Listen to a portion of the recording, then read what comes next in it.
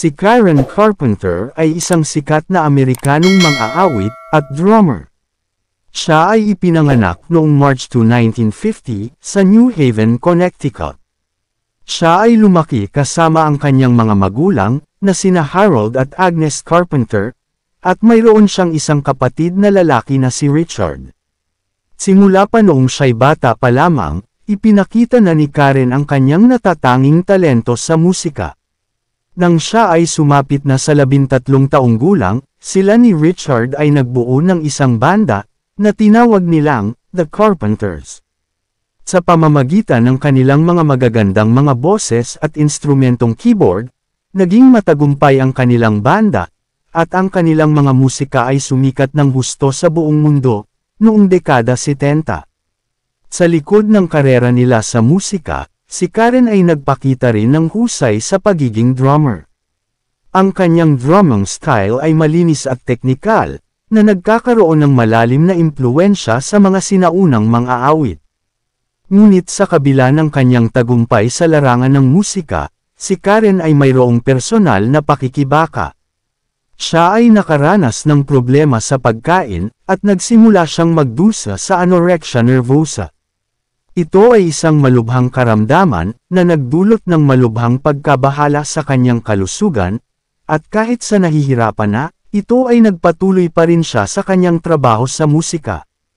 Ngunit, noong February 4, 1983, si Karen Carpenter ay biglaang namatay sa edad na 32. Ang sanhi ng kanyang kamatayan, ay kinumpirma na ang kanyang katawan ay nag-suffer sa komplikasyon, dulot ng kanyang anorexia nervosa. Ang kanyang pagpanaw ay nagdulot ng malaking panghihinayang sa mundo ng musika, sapagkat siya ay isa sa mga nagtataglay ng pinakamaganda, at pinakadakilang boses na nagsilbing inspirasyon sa maraming tao.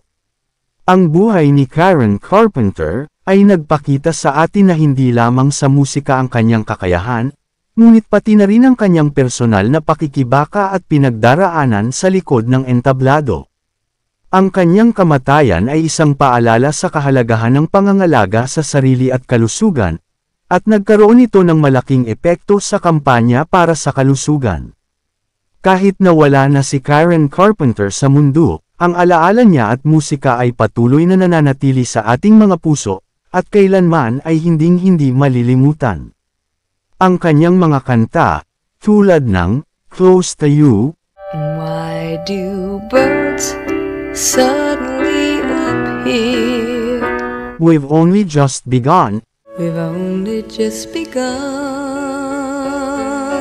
to live. at Top of the World, ay patuloy na pinakikinggan ng maraming mga tao sa buong mundo. Such a feeling's coming over me. There is wonder in most everything.